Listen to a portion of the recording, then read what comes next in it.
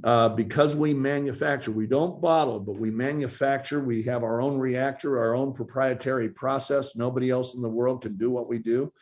If I were to explain nano in a word or in a simple paragraph, first step, all particles stick together in solution. So you got to separate the particles. Now you've got to wrap them in 20 millionths of a second before they come back together.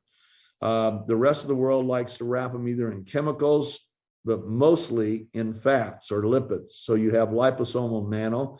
That creates two problems. Number one, you can't get the particle size near as small as you could if you weren't wrapping in a fat. Secondly, you're depositing a fat in the cell. Not a good thing. So what we do, we found a way. We have a brilliant scientist who's been in the nano industry for 19 years.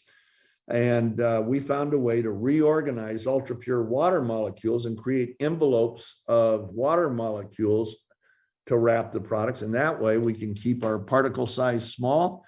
And every cell in your body says, oh, look at that, it's water. Come on in.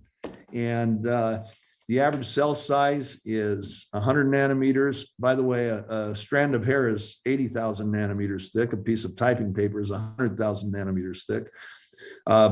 But if you're under 100 nanometers, you can absorb. But really, to do the magic, you want to try to be under 10 nanometers because the porosity in the cells, the pores, are about 10 nanometers. So if you can break that, man, you are bioavailable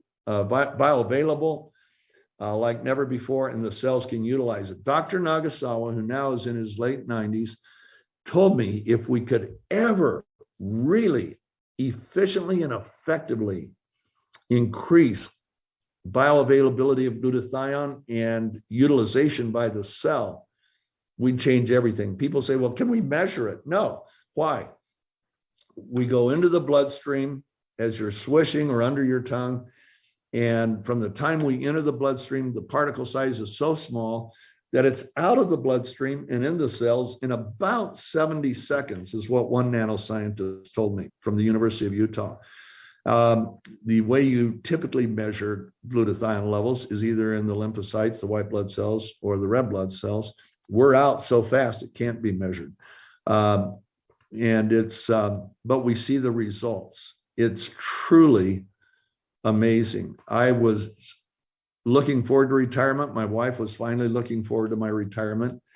But when we worked this out with the scientists and saw what it could do, we decided as a family, this is what we're going to give to the world. And we invested a big part of my retirement.